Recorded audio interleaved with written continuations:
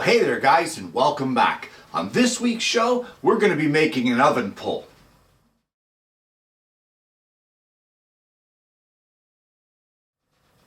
Well, this is a very simple scroll saw project, and it's a quick and easy one to make for gifts for those in your family, friends, and that sort of thing. It's also another great way to use up scrap, as it doesn't take up much stock. And I'll just step aside here. I used to make these years ago, and this is what they look like, and they're fairly easy to reproduce. The only issue is here, if you don't have a pattern, how do you mark them out? And that's where we're going to start. We're going to start with the layout over at the bench.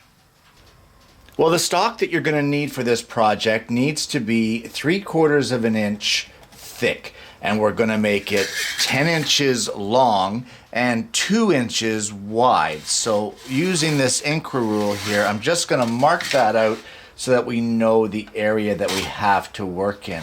Now there's going to be several measurements here that are kind of flying by, and they're not going to make much sense, but it'll all come together in the end, I'm sure. The next marking that you want to make will be for the eye hole, and for that we're going to be 1 inch up from the one edge, and we're going to put another mark here at 2 1/4. And that will be the hole for our eye. Now, none of these measurements are imperative, and you can change them as you see fit. It's a pretty forgiving pattern, or a pretty forgiving layout here.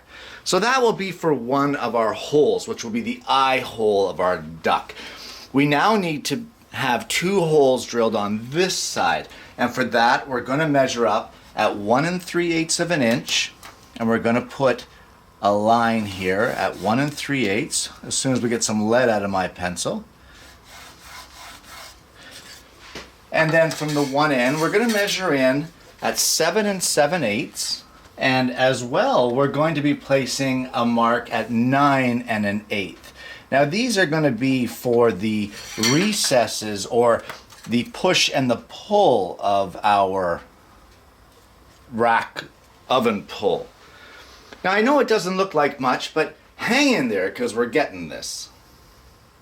Now the last couple of measurements that we want to put on here is we want to place a line here at 1/2 inch up from the bottom of our project, and this will mark the bottom of our push-pull. And then we want to, at the head end of our duck pull, we want to place a line at 1 5/8, and what that represents is the top of our duck head. Now before we do any more marking, we want to, at these 2 push and pull holes that we marked at the 7 7/8 and the 9 1/8 mark along here, we want to drill a through 1/2 inch hole. As well, at this, our eye of the duck, or our hanging hole, this will be a 1/4 inch hole. And now just give each side of that 1/4 inch hole a nice healthy countersink, just to make it look a little better.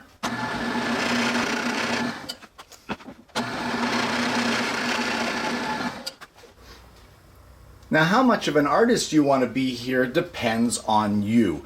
And we know our top measurement of the top of the head, and that's where we're going to start, or try to start.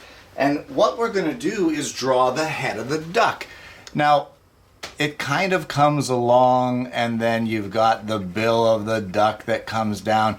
And as I've said, you don't have to be an artist. This is not a to-scale drawing of a duck by any means. It's just a cute little rendition. So do your best. It doesn't have to be perfect.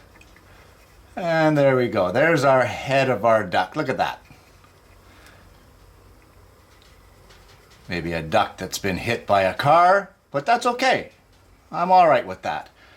All right, we'll just round this off a bit more here to give it a bit better shape. And there is our duck. You now want to move on to marking the body. And for that, you just carry the line up towards your oven pull section, and just keeping nice sweeping curves just like this. We're gonna go right up to the top. Now give yourself plenty of room up here. You don't want to cut this too close. So we're gonna bring it up to our top measurement line that we drew earlier, which is right up here at our 2 inches. And we're gonna bring it out beyond our 1/2 inch hole and circle around to give us a lip there to be able to push and pull that rack. Now as well, we need to come out from the bottom of these holes just like this, just a little bit, and we're kind of gonna make almost like an axe handle here, just down to our 1/2 inch line, and then back up to this one. And then from the top of this hole, all we're gonna do is we are going to take our line from our duck's head and we're gonna bring it up just like this, and we're gonna match it to the top of our hole. Now I don't like this section, this is a little too slopey for me, so I'm gonna refine this to make it more of this kind of an angle here, and I'm gonna color around with it and get the shape I want, and then once I get the shape I want, I'll come back and see you. So once you're happy with the shape of your duck oven pull, there's nothing more to do than to cut it out. And for that, we're gonna head to the scroll saw. I've installed a brand new number 7 reverse tooth blade in the saw, and it's as simple as cutting out your pattern. If you're not comfortable with that, it's okay to cut outside the lines and then sand up to the line afterwards with an oscillating drum sander.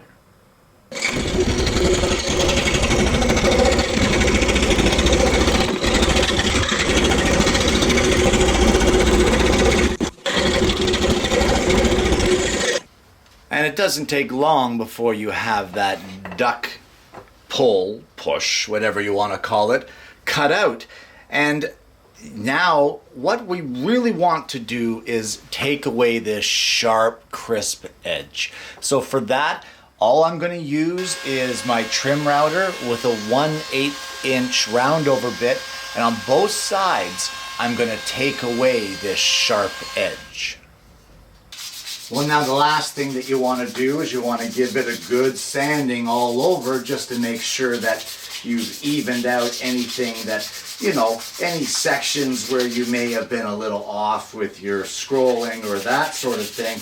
But you want to make sure that it's nice and smooth, because of course you're going to be holding this in your hands, so you don't want any rough edges or sharp edges to be sticking out.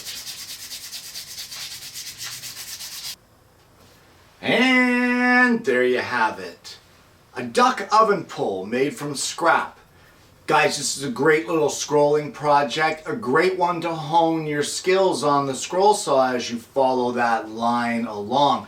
But as you saw when I did it, you know, you don't have to follow those lines, and in fact the one that I made here is actually much beefier than the ones from years ago that I used to make. But that's fine, it works, it looks great, and I'm happy with it, and that's all that matters. So you make the design that you're happy with. Now as you can see, it's pretty easy to use, it's pretty sturdy, and you don't have to worry about burning your hands. If you were concerned about using one and the control of pulling that oven rack in and out, make 2. Why not make it more stable? It's all up to you, it's all up to the user, it's all up to the craftsman, it's all up to the one that's in the shop having fun. So make what you want.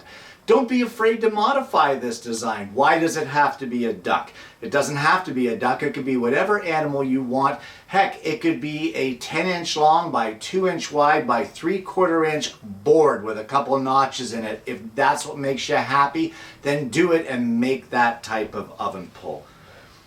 Guys, I want to thank you again for tuning in this week. It's been a lot of fun. It's great to get back on that scroll saw, use up some scrap and make a little dust with that machine, because that's what we're all in the shop for, is to make a little bit of sawdust. Guys, thanks for tuning in. I hope you've enjoyed the project. I hope you're going to try it for yourself, and I really hope you're going to join me again next week when I bring you yet another woodworking video.